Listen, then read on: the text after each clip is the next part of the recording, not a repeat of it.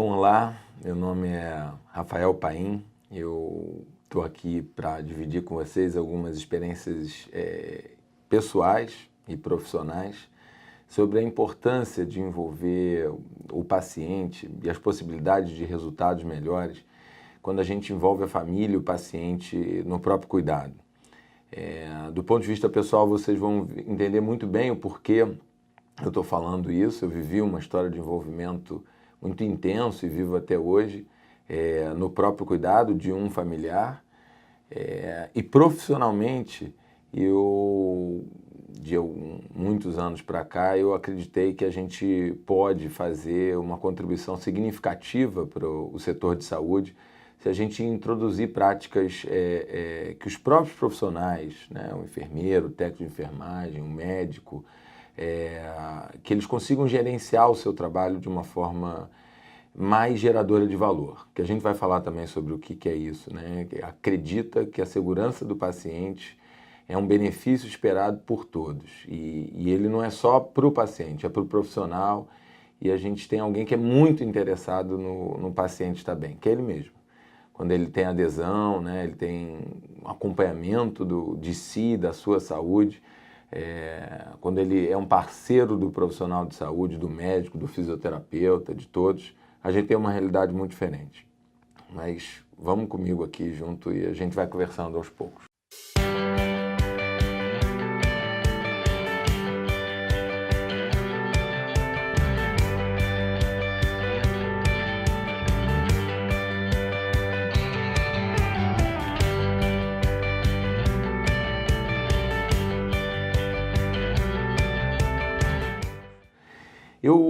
Primeira mensagem é uma mensagem um pouquinho de fora, até do lado profissional.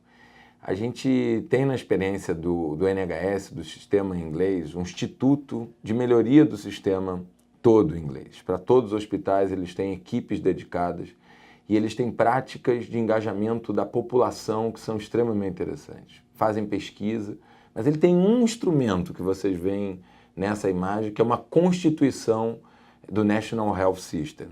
Essa Constituição, ela diz que todo paciente, e o médico como paciente, então o médico tem o direito de estar envolvido, o filho de alguém tem o direito de estar envolvido, o pai de alguém, a mãe de alguém tem o direito de estar envolvido, todos os seus representantes, no planejamento dos serviços de saúde, no desenvolvimento, na prestação desse serviço, na avaliação.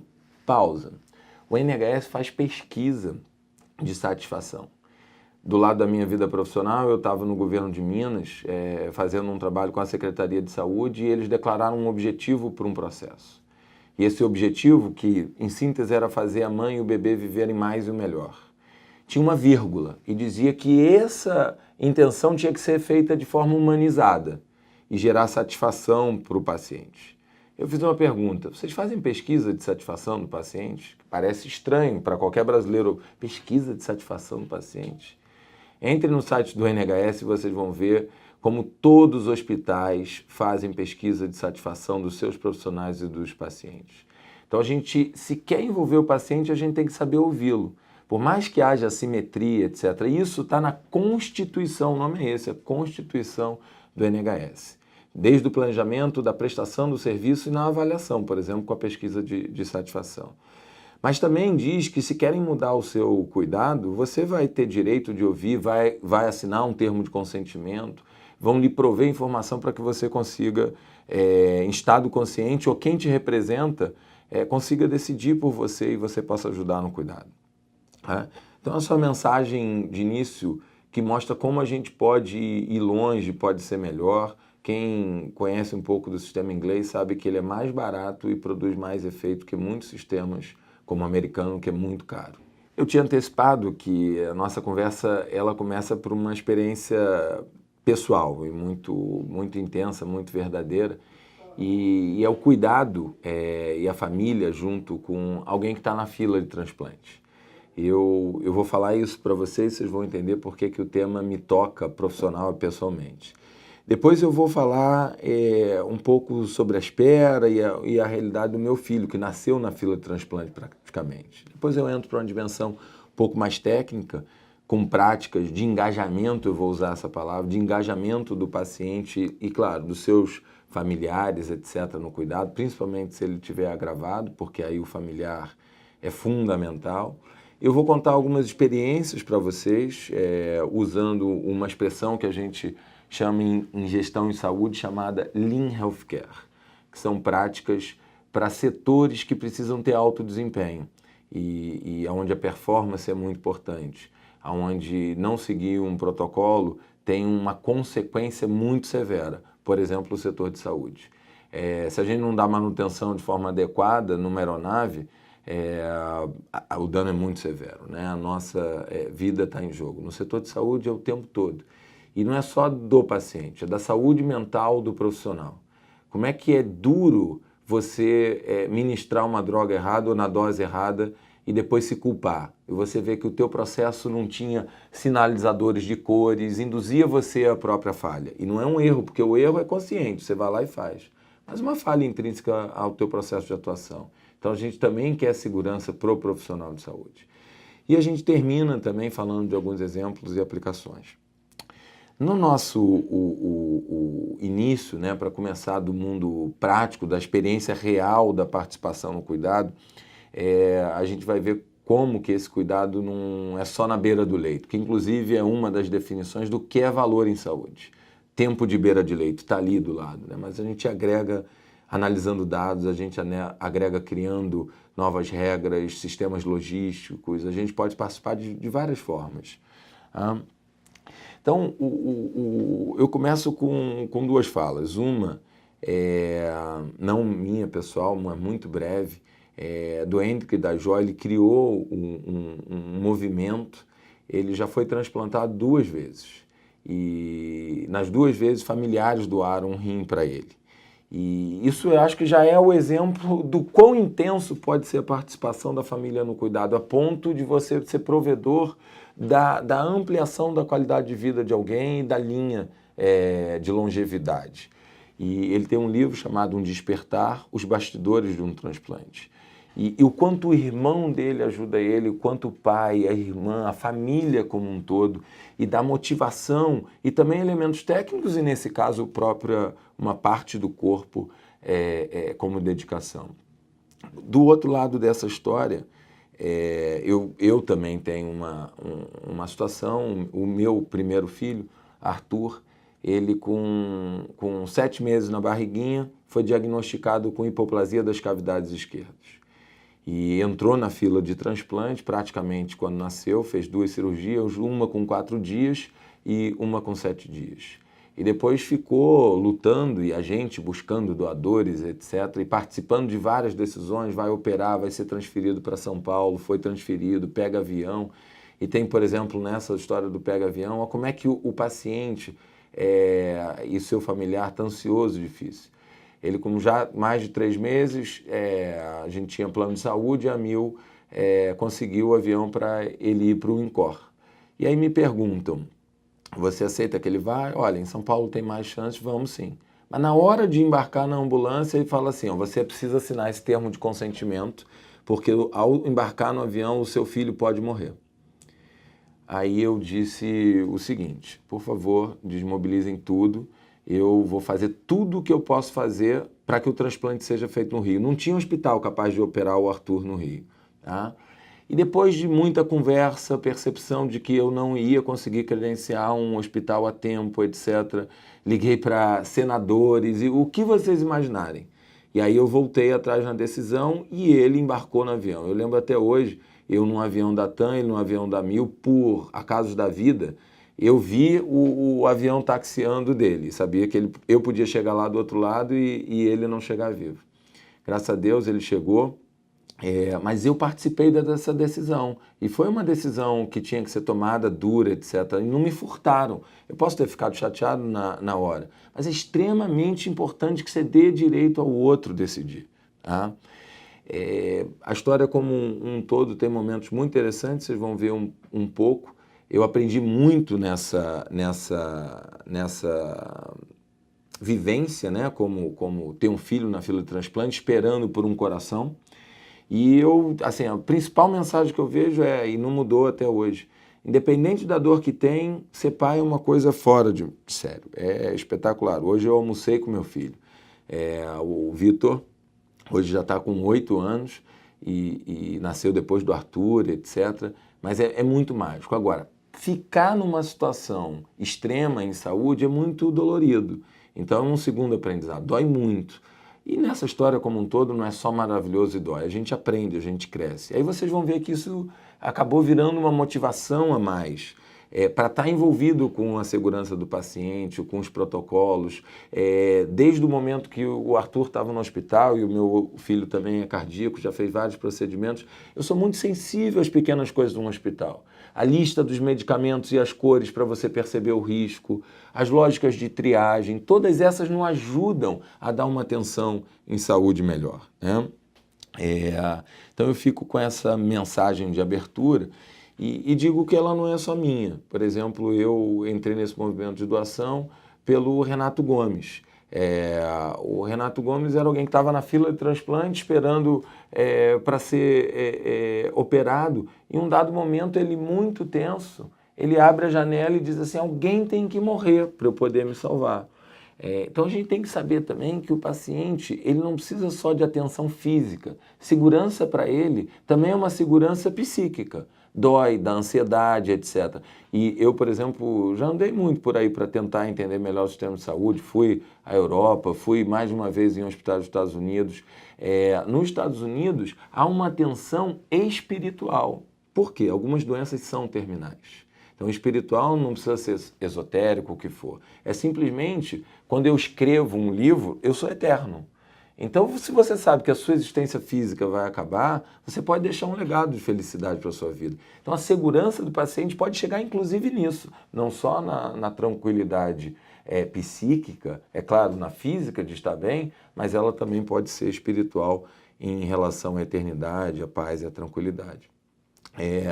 Também eu lembro de outras vivências com o Arthur, que independente da dificuldade que ele teria, essa doença dele faria com que ele só tivesse metade do coração.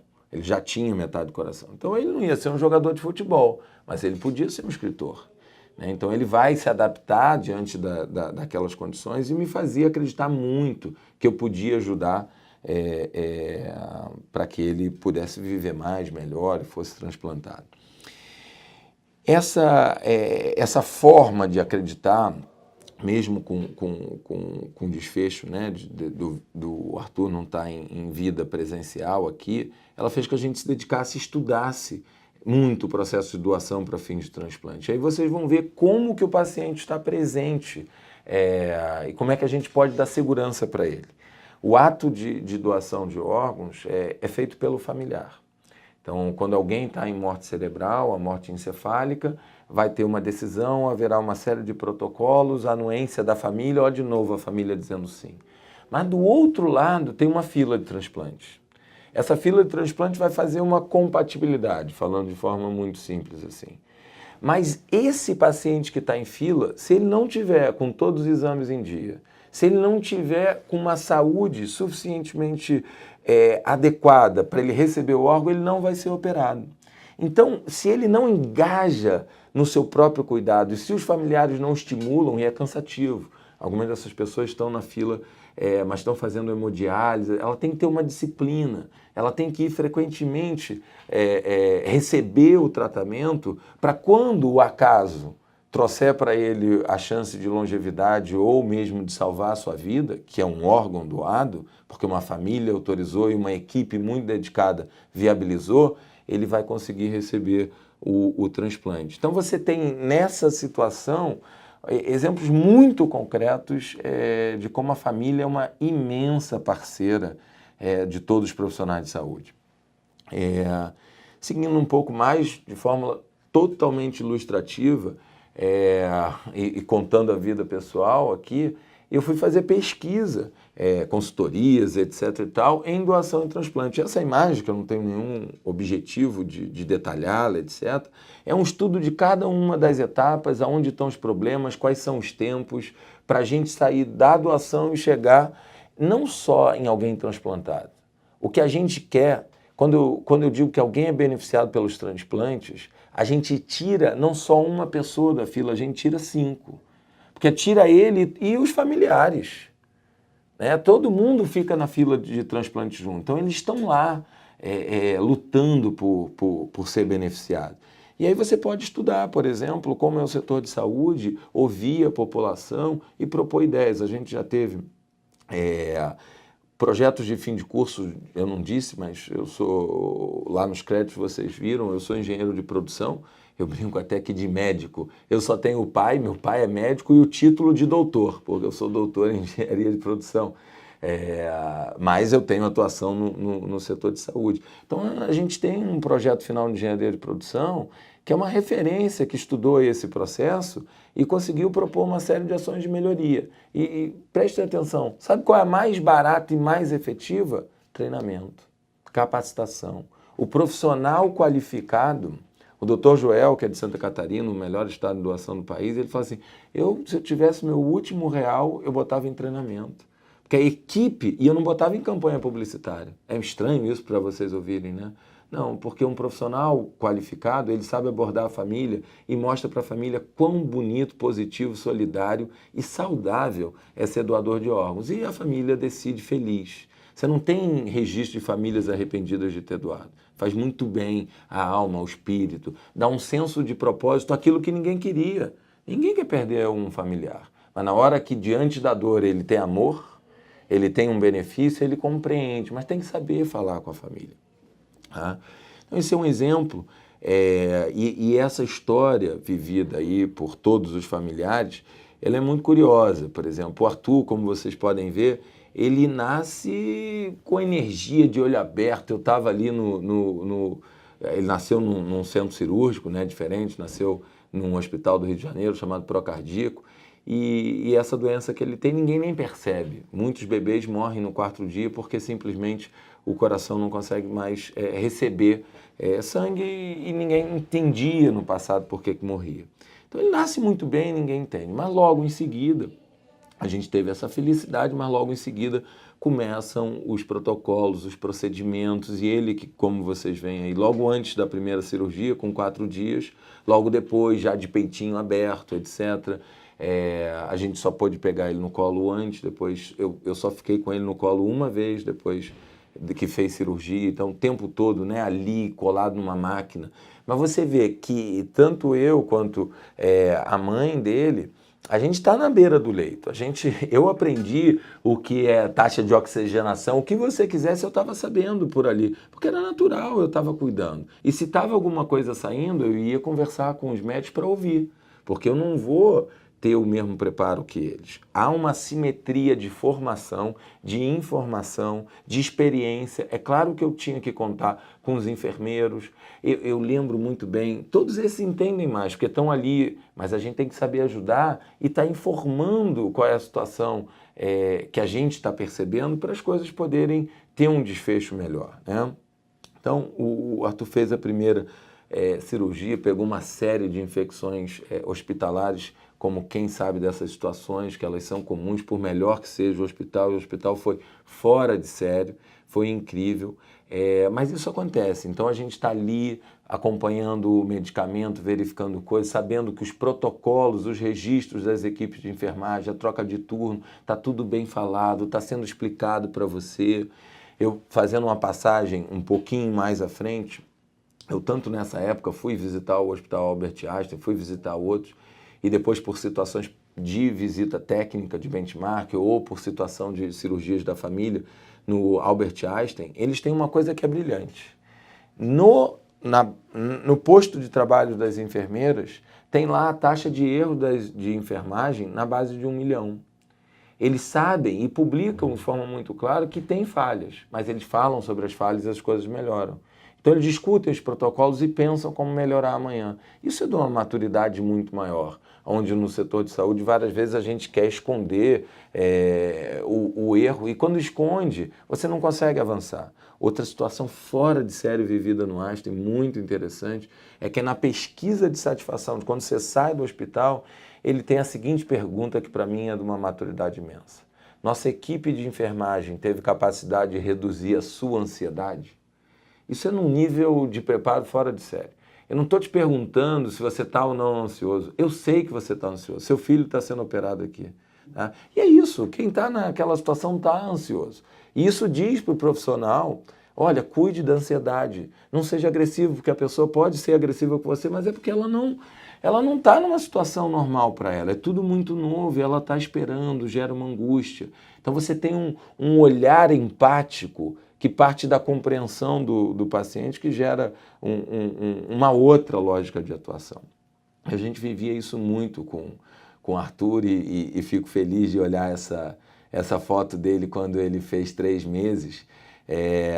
Eu fui, né, tive um acidente, eu machuquei o pé, fiquei andando de cadeira de rodas durante esse período, mas eu consegui ir no Rio Sul e comprar para ele os brinquedinhos que giravam no berço, né? E ele com 3 meses, com a roupinha linda que está aí, ele foi lá e conseguiu interagir e sorrir. Então, assim, tem uma outra coisa muito interessante, que seja qual for a situação de dificuldade que o outro está vivendo, ele estava na fila de transplante, mas ele tinha, e a gente também, momentos de alegria. A gente passou por Natal, ele com bonezinho no Natal, por Réveillon, etc e tal, e a gente tentava curtir diante da possibilidade que estava, e é claro, como eu já tinha antecipado, das dificuldades que estavam presentes.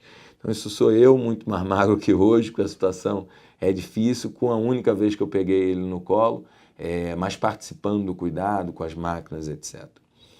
Como cidadão e como pai, e principalmente com a mensagem que eu não gostaria que ninguém vivesse o que a minha família viveu, a gente começou a pensar no que podia ser feito para melhorar, né? Ou seja, eu não sou um profissional de saúde estrito senso, porque me entendo um profissional de saúde que atua no setor de saúde, mas eu sou um engenheiro de produção, não sou médico, não sou fisioterapeuta, etc. Mas o meu tipo de capacidade de ouvir o setor e contribuir com algumas coisas faz com que resultados melhorem. Por exemplo, o Rio de Janeiro, ao compreender essas pedras no caminho, desde desinformação social, desinformação e baixa qualificação nesse tema dos profissionais de saúde, tanto que treinamento ajuda muito, o Rio de Janeiro multiplicou por praticamente 5 o seu desempenho.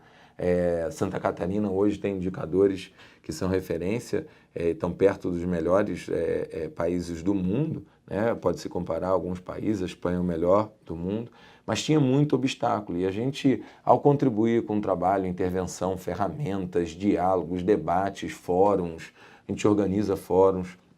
Eu também, se vocês lembrarem lá dos créditos, eu sou vice-presidente da Associação Brasileira de Doação de Órgãos e Tecidos, chama ADOT. Depois o pessoal coloca os créditos da ADOT.org.br. E a gente faz fóruns anuais de debate e reflexão com profissionais de saúde, se perguntando o que a gente vai fazer ano que vem melhor do que a gente fez esse ano. Isso pode ser o que a gente vai fazer amanhã melhor do que a gente fez ontem. Isso é uma reflexão que tem que estar permanente na cabeça de quem trabalha num ambiente extremamente complexo e importante social e economicamente para qualquer nação, né? A gente também sabe que campanha é importante, fez campanha, busca prover informação, no site tem informação sobre doação de órgãos e que vocês podem acessar, extremamente legal. Com a motivação do que aconteceu na minha família, a gente na ADOT criou uma unidade focada em bebê e criança, né, que chama Doe Ação. Doe a sua atitude, doe a sua competência, doe o que você pode. É claro, você pode ou não ser doador de órgãos, mas você pode contribuir para que a sociedade seja melhor, é o que a gente faz lá. E não faz só para a faixa etária de bebê e criança, faz para várias faixas etárias e por diferentes tipos de órgãos, desde as córneas, que são mais simples, ou o coração, que é mais raro, graças a Deus, ou algo que é muito mais frequente, que é a necessidade do transplante renal. Eu já tinha antecipado um pouquinho isso, só para vocês verem que essa conversa ela é fruto de ter visto as coisas melhorarem, né?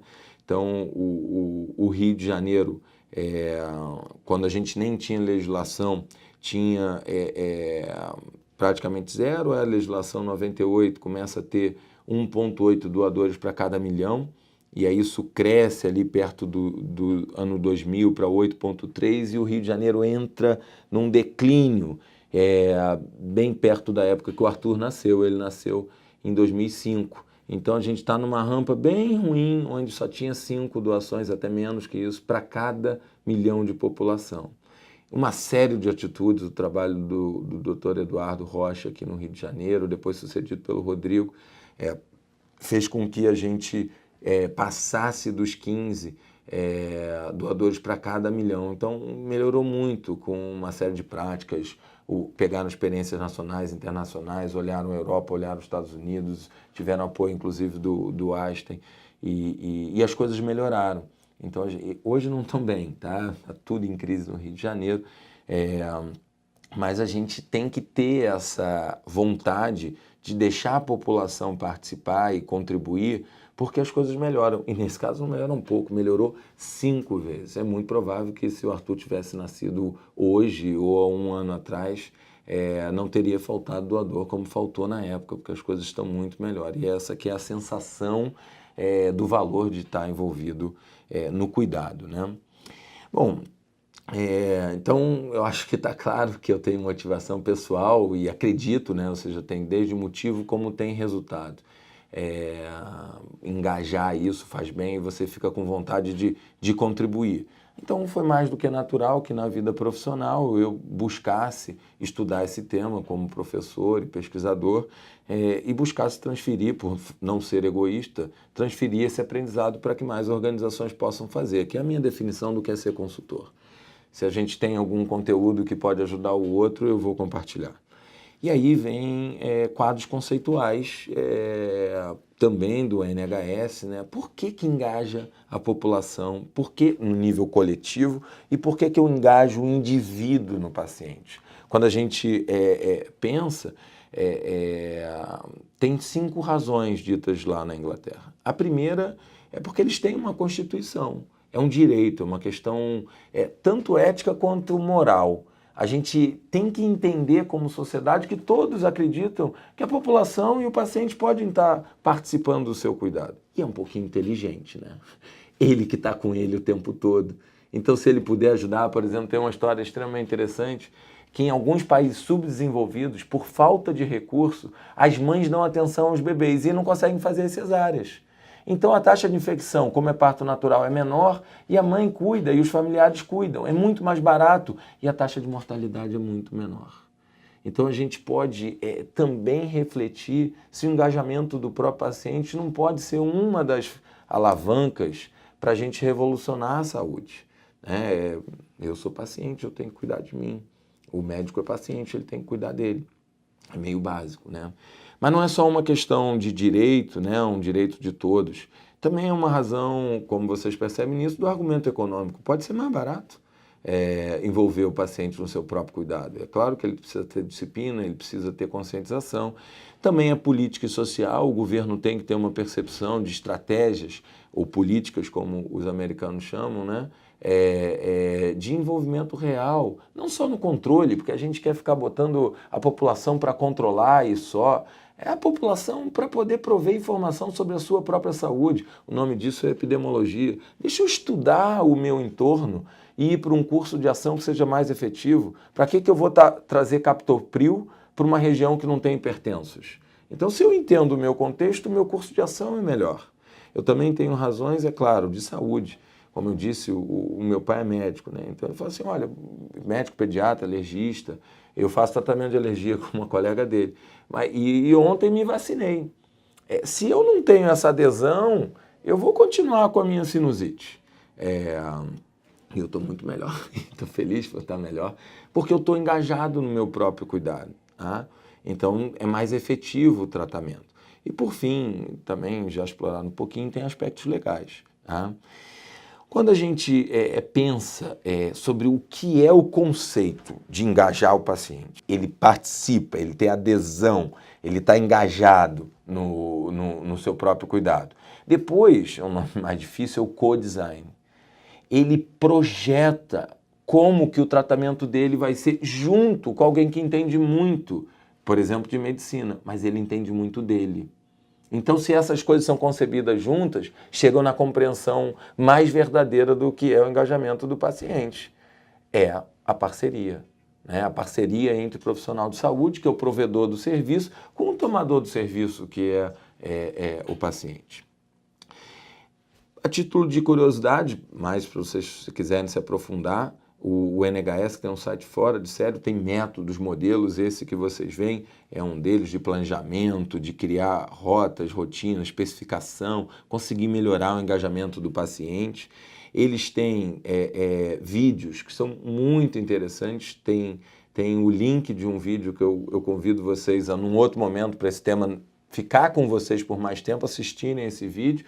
E a pesquisa que eu falava na abertura, ela tem seus resultados públicos. Eu daqui do Brasil acessei o resultado de todos os hospitais, avaliados por região, o que eles podem fazer, etc. Então tem algumas informações para vocês se aprofundarem. E quando eu tive em Seattle, no estado de Washington, lá no cantão superior dos Estados Unidos, visitando o Virginia Mason e visitando uma unidade chamada Life Center de doação de órgãos, eu percebi que eles estão usando técnicas mais avançadas, inclusive, do que o Lean Healthcare, que é muito utilizado na Inglaterra e os Estados Unidos para reduzir seu custo e melhorar a qualidade da assistência, do cuidado, tem usado muito. Eles estão usando um design, que para nossa tradução melhor é o projeto, a concepção, o design baseado na experiência do serviço. Como é que eu sinto se isso está sendo humanizado? Se eu sinto, não é porque na parede tem o diploma do médico, eu sinto confiança que o tratamento dele vai me ajudar. Então, como é que eu olho para o outro e analiso a experiência? E tanto o Virginia Mason está revolucionando a qualidade dos seus serviços, quanto o sistema inglês tem melhorado muito com esse nome em inglês, que é o Experience Based Design. Como é que eu projeto o serviço de saúde a partir da experiência? E aí o vídeo é um barato.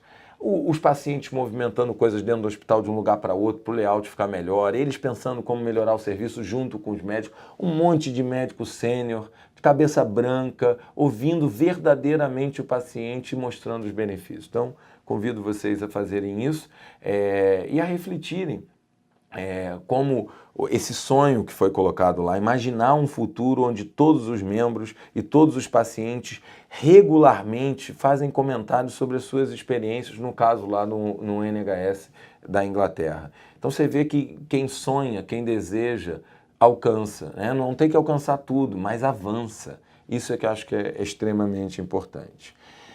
Tem mais informações sobre esse envolvimento do paciente no design dos serviços de saúde e lá eles dizem que nenhuma outra técnica tem sido capaz de produzir tantos resultados. Algumas fotos, eu tomei a liberdade de trazer essas três, mas essa que fala sobre a espera mais ansiedade. Então vocês entenderam como é que está a experiência, ele está ansioso. Como é que eu baixo a ansiedade? Informação. Pronto, já melhorou. Informação qualificada, ele vai diminuir a ansiedade e pode ficar melhor. Esse é um dos exemplos, tá? Aqui a gente também tem técnicas de melhoria do serviço, do design, do projeto do serviço, ouvindo as reclamações, provendo informação, a escuta e a resposta, que é comunicação, dando conselhos, né? E aí você, no máximo que você pode fazer isso, você chega na análise da experiência. Por exemplo, eu acho muito legal exemplos que mostram que ele não está querendo de você só algo funcional. Qual é o melhor remédio para a minha droga? Ele não quer só isso. Ele, às vezes, por exemplo, ele quer ser tratado como uma pessoa, não como um número. Próximo. Tá, toma aqui, ó. Lá. Ou, para os médicos que não sabem, né? Vocês são piada. Todo pai, toda mãe brinca, quando o médico não sai, é gripe. Né? E qual é o problema? Realmente pode ser gripe, gente. Mas o problema é quando aquele médico não olhou direito e falou, não quero te dar atenção direito, toma gripe. Então a gente tem que mostrar para ele que, olha, não tem como saber o que é. Pronto, é um direito dele saber. Agora, a população, de outro lado, também endeusa demais os médicos e querem que eles tenham resposta para tudo. Mas se a gente se aproximar, será que a gente não fica melhor juntos? né, quebrando essa utopia. Deus não é médico, nem médico é Deus. E a população também está ansiosa, mas ela não pode esperar tudo do médico salvador. Vamos relaxar um pouquinho e se unir para frente? Eu acho que tem espaço aí, né?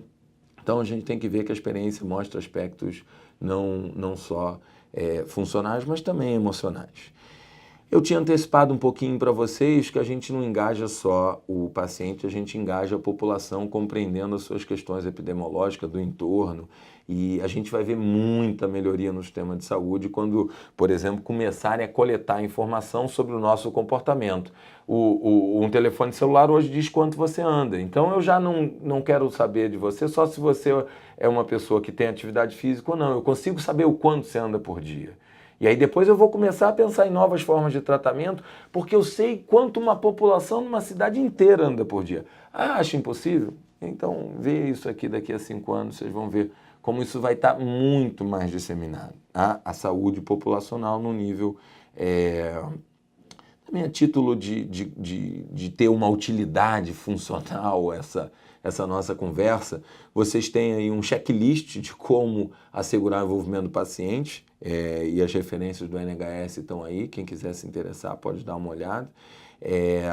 Como eu tinha falado, o engajamento não é do paciente, pode ser também da população, então a gente tem que, por exemplo, ter um método aí, identifica, desenvolve, melhora, obtém e monitora resultados, então isso também fica aí como uma possibilidade de vocês verem que isso é possível. A gente já caminhando aí para o fechamento, mostrando que na linha das ferramentas práticas que podem nos ajudar.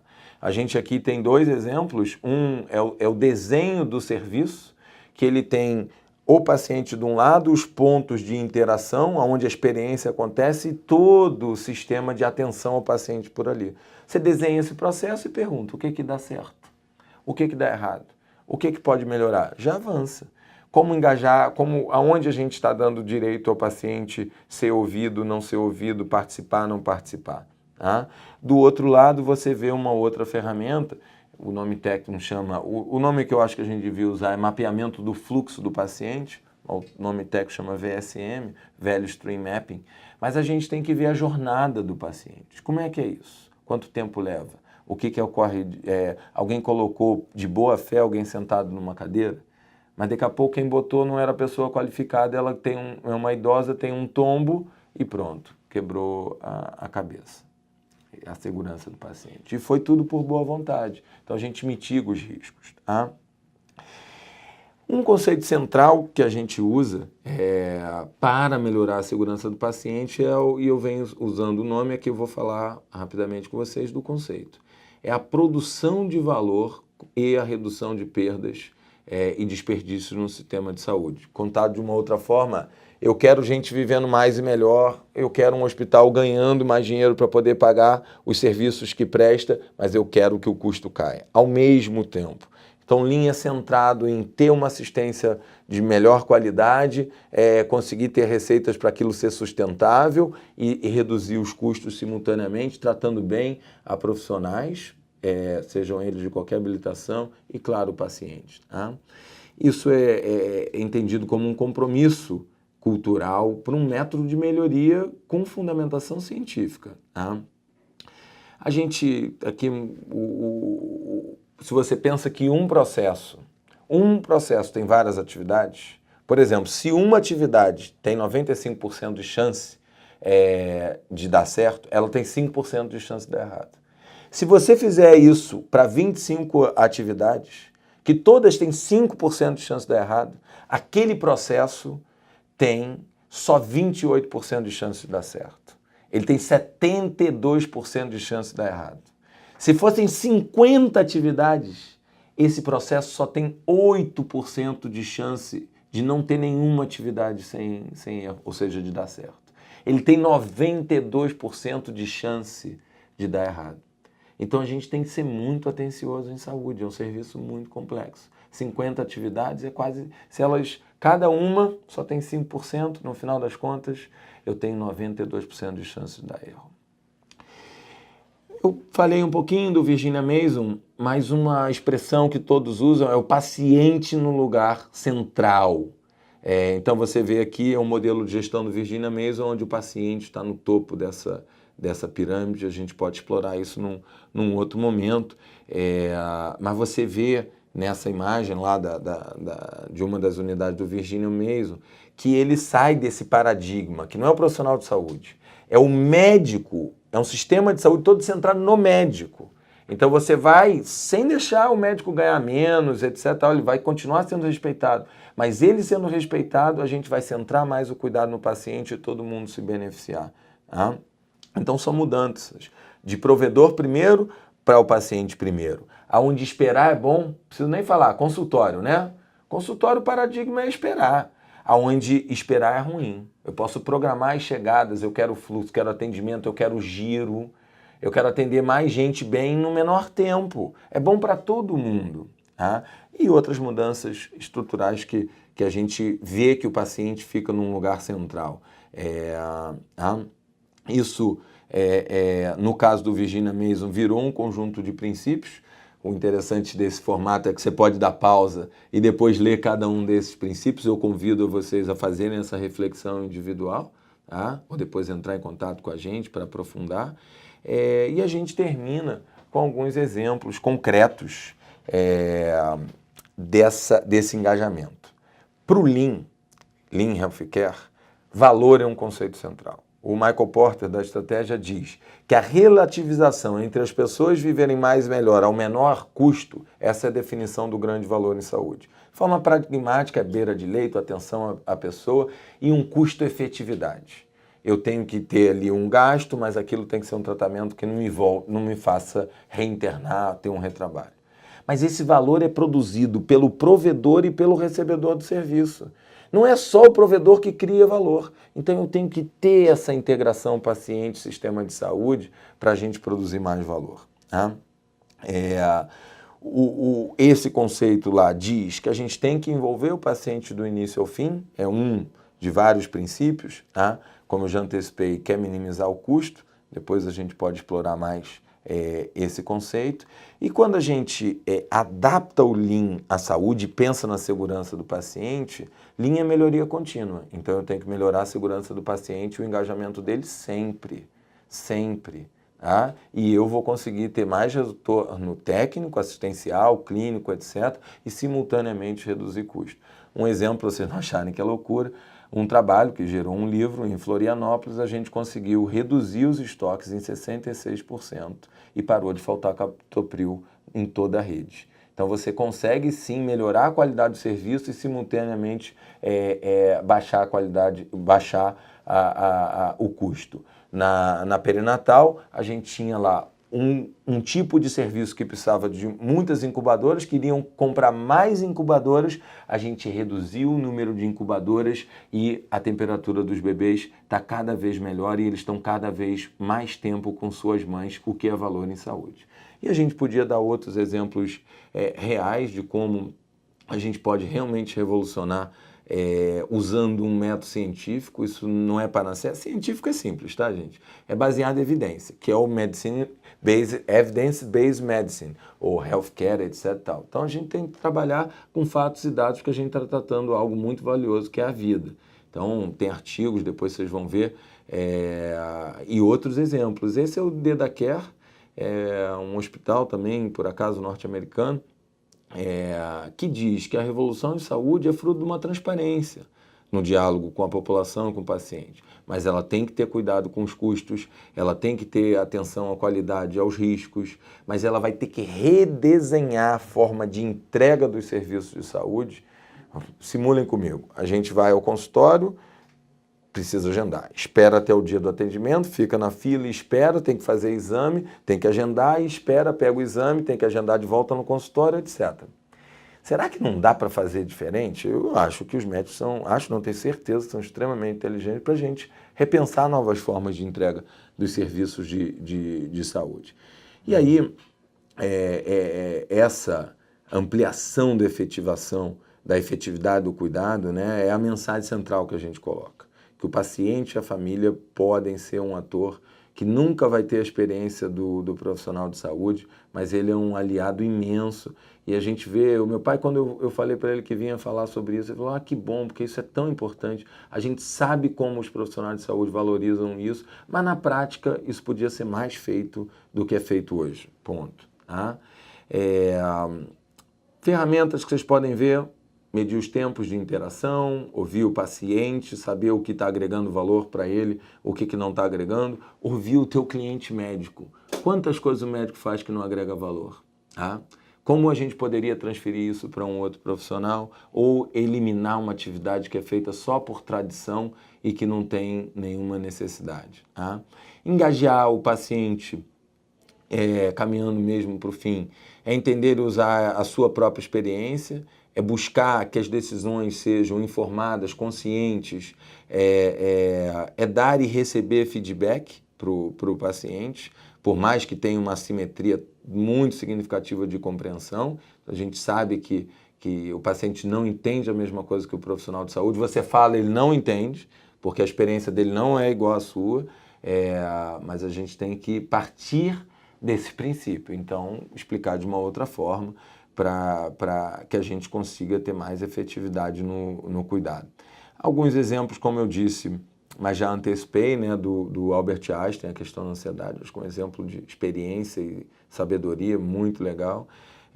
Eu contei ao longo desse caso, eu mesmo, a mãe do Vitor, acompanhando os níveis de saturação, mãe do Arthur, do Vitor a gente já precisou também, e eu contei o próprio caso da Mil, que falou do risco que havia e eu tomei uma decisão difícil, etc., mas consciente, e ele chegou bem em São Paulo e depois acabou tendo um desfecho, mas não teve nada a ver com isso, e mais de um mês depois, porque realmente não conseguiu um doador, então não conseguiu efetivar o transplante. Lá no NHS, que vocês viram que eu comecei por isso, o princípio da experiência do paciente é para aumentar a efetividade clínica, melhorar a experiência dele e deixar todo mundo mais seguro. Então a gente está dentro do fórum de segurança do paciente, olhando que o engajamento é um elemento técnico importante para todo mundo sair ganhando. Tá? Se vocês quiserem se aprofundar nesse tema, além dos vídeos que foram recomendados, tem alguns artigos publicados, alguns pela nossa equipe, etc. Então, termino com essas indicações de possibilidade de aprofundamento por leitura ou indicação de vocês buscarem vídeos, informações, o NHS extremamente interessante. Então, eu queria terminar com um agradecimento desse trabalho, esse esforço bacana que a MMP está fazendo junto com a Educativa, de valorizar o tema segurança do paciente, especificamente hoje falando um pouquinho dessa experiência real e profissional, do engajamento do paciente e seus familiares, e como isso pode contribuir para o valor criado em saúde. Gente vivendo mais, gente vivendo melhor, a população, nível individual. Nossos contatos estão disponíveis aqui estão os contatos dos serviços de consultoria e capacitação que a gente tem lá na InJourney, que está ali o contato, tem meu e-mail, e pela DOT vocês já viram lá também no trabalho voluntário. Eu tenho um livro publicado também sobre gestão de processo, que um dos livros mais vendidos da editora, que é uma importante editora, a Artmédices, muitos do setor de saúde conhecem, e todos os recursos que ele gera vão para doação de órgãos, vão para pesquisa, vão para eventos, que é uma forma de dar de volta, né? Doar e tal. Então espero que tenha sido interessante e que vocês possam ficar nessa estrada, nessa jornada de melhorar o nível de engajamento dos pacientes e dos familiares, porque na verdade assim a gente está melhorando a saúde e melhorando a saúde a gente está melhorando a nossa sociedade. Obrigado, espero que vocês tenham aproveitado.